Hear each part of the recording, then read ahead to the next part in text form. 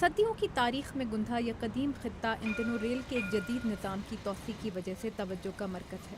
یہ ریل اسرائیل اور فلسطینیوں کو یاد دلاتی ہے کہ وہ کیوں یروشلم پر کنٹرول کی لڑائی لڑ رہے ہیں۔ ریل کا یہ نظام یروشلم کے مشرقی اور مغربی حصے کو ایک کرنے کے اسرائیل کے منصوبے کا حصہ ہے۔ جمعے کا دن ہے اور یروشلم کی مقامی کونسل کے رکن اینٹ ہافمن یوم سبت کے لیے کھانے کی تیاری کر رہی ہیں۔ یہ یروشلم میں پیدا ہوئیں، پلی بڑھیں اور ان کے لیے اپنے شہر کا سب سے اہم مقام یروشلم کا چڑیا گھر ہے۔ یہاں ہر طرح کی روایتی اور غیر روایتی سوچ کے لوگ بیٹھ کر بات کرتے ہیں، ایک دوسرے پر حملے نہیں کرتے۔ ان جنگلی جانوروں کی موجودگی میں ہم انسان بن جاتے ہیں۔ ہزاروں سال سے اس قدیم عبادت گاہ کو یہودیوں کے انتہائی مقدس مقام کا درجہ حاصل ہے۔ یہ اب یروشلم کے پرانے حصے میں واقع ہے۔ اسرائیلی فوج نے پرانے یروشلم سمیت اس مقام پر 1967 میں قبضہ کیا تھا۔ اس وقت سے یہودی عقیدت مند صبح شام اس معبد خانے کے صحن کی ایک دیوار پر دعا مانگنے آتے ہیں۔ اس عبادت گاہ کو رومیوں نے پہلی صدی عیسوی میں تباہ کر دیا تھا۔ اسرائیل کے چیف ربائی یونا میٹزگر بتاتے ہیں کہ یہ پتھر اتنے اہم کیوں ہیں۔ اس مقدس زمین کا تمام تقدس یروشلم سے ہے اور یہودیوں کے لیے اس شہر کا قلب یہ مقدس عبادت گاہ ہے۔ لیکن اینٹ ہافمن کا خیال ہے کہ ابھی اس مقام کو حقیقی تقدس دلوانے کے لیے بہت کچھ کرنا باقی ہے۔ انہیں یاد ہے کہ اسرائیل نے 1967 کی جنگ میں کیسے فلسطینیوں کے مکان گرائے تھے۔ بعد میں یہاں ایک پلازا تعمیر کر دیا گیا۔ میں متاثرین کو معاوضے کی ادائیگی سے شروع کروں گی اور ہر اس شخص کو معاوضہ ادا کروں گی جو اس پلازے کی مغربی جانب رہتا تھا۔ صرف تبھی ہم اس جگہ کو صحیح معنوں میں مقدس بنا سکیں گے۔ وہ جگہ جہاں اردن میں واقع مشرقی یروشلم اور اسرائیل میں واقع مغربی یروشلم ایک دوسرے سے الگ ہوتے تھے، اب پٹریاں ہی پٹریاں ہیں۔ ریل کا یہ نظام مشرقی یروشلم کے علاقوں کو مغربی یروشلم سے ملائے گا۔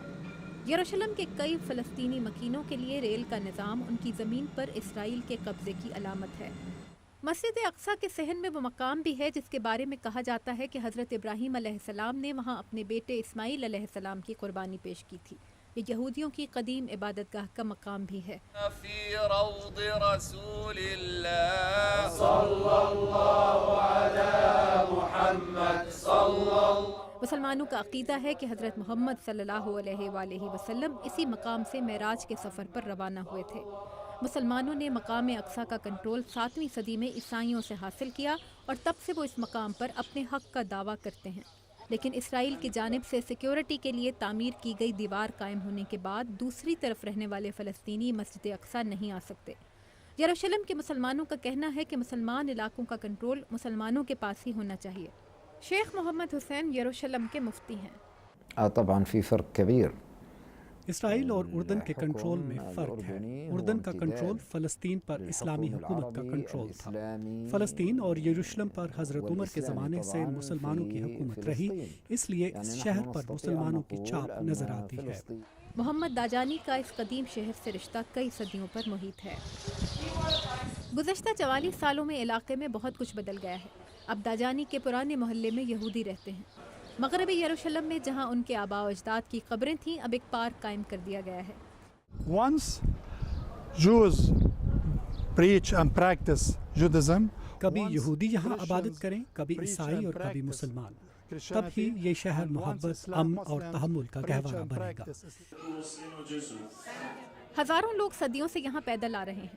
شاید ان میں سے کئی اس جدید ترین ریل سسٹم سے فائدہ نہ اٹھا سکیں اور نہ ہی پرانے یروشلم کے دروازوں کے باہر سے گزرتے اس ٹرین کی آواز سن سکیں۔ دنیا کے 2 ارب سے زائد عیسائیوں کا عقیدہ ہے کہ اس جگہ حضرت عیسیٰ کو صلیب پر چڑھایا گیا تھا۔ اسپین سے تعلق رکھنے والی سسٹر بیلن یروشلم پر 3 مذاہب کے ماننے والوں کے دعوے کو اس شہر کی اہمیت کا ثبوت قرار دیتی ہیں۔ میرا یقین ہے کہ اس شہر میں خدا کی موجودگی کی وجہ سے ہے۔ اس شہر میں ایسا اسرار چھپا ہے جو ہم سب کو یہاں کھینچ لاتا ہے۔ یہاں آنے والے عقیدت مندوں کی تعداد پچھلے کچھ سالوں سے بڑھ رہی ہے، جبکہ یہاں رہنے والے فلسطینی عیسائی حالات کے دباؤ کی وجہ سے علاقہ چھوڑ کر جا رہے ہیں۔